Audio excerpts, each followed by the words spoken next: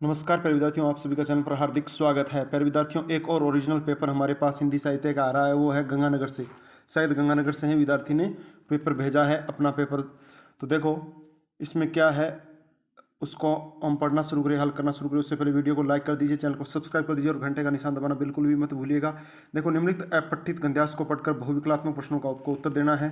कद्यु अवसान का समय मेघ में आसमान से उतर रही वह संध्या सुंदरी परी सी, धीरे धीरे धीरे तिमिराचल में चंचलता का नहीं कहीं आभास, मधुर मधुर है दोनों उसके अधर किंतु जरा गंभीर नहीं है उनमें हास विलास, हंसता है तो केवल तारा एक गुथा हुआ उन घुंघराले काले काले बालों में। तो ये आपका एक पद्यांश दिया गया और आपको ये 5 प्रश्न है इसमें से।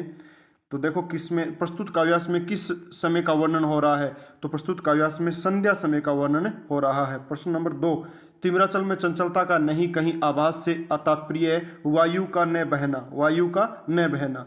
प्रश्न नंबर 3, हंसता है केवल तारा एक, तारा कहाँ हंसता है, बालों पर, कहाँ हंसता है, बालों पर।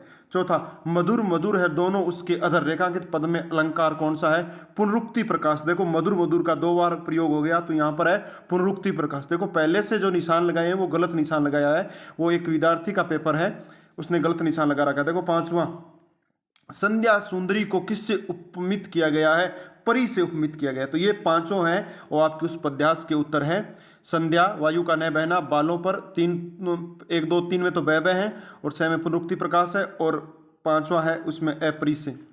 आगे बढ़ते हैं अगले प्रश्न की ओर। डिस्क्रिप्शन में WhatsApp group, Facebook page, Instagram, Twitter, Telegram channel के लिंक दिए गए जिस पर क्लिक करके आप हमारी सोशल साइट से जुड़ सकते हैं। अब देखो प्रश्न नंबर 6, ईदगाह कहानी का प्रमुख पात्र हामिद है। ईदगाह कहानी का प्रमुख पात्र कौन है, हामिद। प्रश्न नंबर 7, सूरज छाप टॉर्च बेचने वाला अपने दोस्त से 5 वर्ष बाद मिला। कितने वर्ष बाद मिला, 5 वर्ष बाद मिला।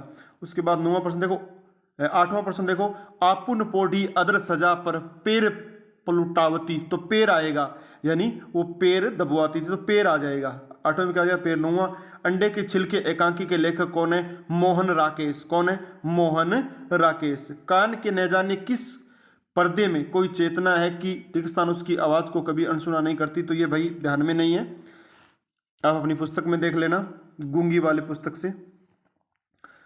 11 से 15 सत्य और असत्य, रामचंद्र सिद्धेश्वरी का मंझला लड़का था, ये बात असत्य है। बात क्या है, असत्य है, क्योंकि रामचंद्र तो बड़ा लड़का था। 11 में ही हो गया। इस पेपर की पीडीएफ आपको टेलीग्राम चैनल पर मिल जाएगी जिसका लिंक डिस्क्रिप्शन में दिया गया है। प्रश्न नंबर 12 देखो, लेखक ने दाढ़ी वाले से कहा तुम शायद संन्यास ले रहे हो जिसकी आत्मा में प्रकाश फैल जाता है, वह इसी तरह हरामखोरी पर उतर आता है। यह बात भी क्या है, सत्य है। कबीर की एकमात्र रचना बीजक है। 12वां, यह भी बात सत्य है। रूठई करे ताशों को खेले, ये कृष्ण ने ग्वाल सखाओं से कहा था, बिल्कुल ये बात भी क्या है, सत्य है। कवि देव ने अपनी रचनाओं में सर्वाधिक पंक्ति व सवैया छंद का प्रयोग किया है, ये असत्य बात है। क्या है, असत्य बात है।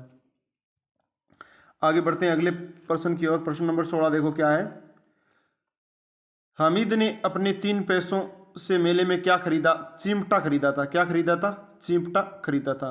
गूंगे को किसका प्रतीक बनाया गया, पुतले का प्रतीक बताया गया है। ठीक है। गंगाजल चितकबरा क्यों प्रतीत होता है, ये भी देख लेना भाई। 19 औपचारिक पत्र को कितने वर्गों में विभाजित कर सकते हैं, नाम लिखिए। अब औपचारिक पत्रों को कार्यालयी पत्र है, एडिटर यानी जॉब एप्लीकेशन वाला पत्र है, और इसके अलावा जैसे मान लो आपका शिकायती पत्र तो कार्यालय पत्र के अंदर ही आ जाते हैं। संपादक को पत्र लिखना होता है, 3-4 भागों में बांटते, फिर भी आप अपनी पुस्तक में देख लेना। 20वां के डायरी लेखन क्या है। अब डायरी लेखन क्या है, ये भी आप एक डायरी लिखी जाती है, उसको देख लेना। प्रश्न नंबर 21 से 25 तक देखो, लघुरात्मक प्रश्न 40-50 शब्दों में, ये ओरिजिनल पेपर है, गंगानगर से आया है। बच्चे हामिद ने बूढ़े हामिद का पाठ खेला था, कैसे स्पष्ट कीजिए। प्रश्न नंबर 22, धंधा वही करूंगा यानी टॉर्च बेचूंगा, इस कंपनी बदहला रहूंगा, पंक्ति का प्रसंग अनुसार आज से स्पष्ट कीजिए। 23वां, दूर तमस रेखाओं सी उड़ती पंखों की गति से चित्रित उपयुक्त काव्य पंक्तियों का भाव सौंदर्य स्पष्ट कीजिए। प्रश्न नंबर 24, अंडे के छिलके एकांकी में समाज की किन विकृतियों को उजागर किया गया है। 25, स्वरित किसे कहते हैं? एक अच्छे स्वरित लेखन में किन बातों का ध्यान रखना चाहिए? ये भी अपनी पुस्तक में देख लो। पहले विद्यार्थियों, डिस्क्रिप्शन में WhatsApp group, Facebook page, Instagram, Twitter, Telegram channel के लिंक दिए गए, जिस पर क्लिक करके आप हमारी सोशल साइट से जुड़ सकते हैं। प्रश्न नंबर 26 देखिए क्या है। अब निबंधात्मक प्रश्न पूछे गए हैं कि श्री कृष्ण पर मुरली के प्रभाव को गोपिकाएं किन किन रूपों में देखती है? गोपिकाएं किन किन रूपों में देखती है? और इसके अथवा में जो प्रश्न है, हंसी की चोट सुइयों में चित्रित विरहिणी की कर्षता का वर्णन करो। प्रश्न नंबर 27 देखो, बस्ती के छोटे से गांव के अवसाद को किन किन उपकरणों द्वारा अभिव्यक्त किया गया है? विस्तार से बताइए। और इन दोनों में से आपको एक करना है, ऊपर वाले 27 में भी दोनों में से एक करना है। देखो, बालम आहो हमारे गहरे पद में विरहिणी किसे बताया गया है? उसकी दशा की विवेचना कीजिए। 28, निम्नलिखित विषयों में से किसी एक पर निबंध लिखिए। चुनाव का आदर्श है, कोविड-19 एक महामारी, मेरा प्रिय कवि, यदि मैं शिक्षा मंत्री होता। देखो, कोविड-19 है वो हिंदी और अंग्रेजी दोनों में आ रहा है, मैं आपको बार बार बता रहा हूँ, तो आप इस पर बिल्कुल आर्टिकल तैयार कर लीजिए।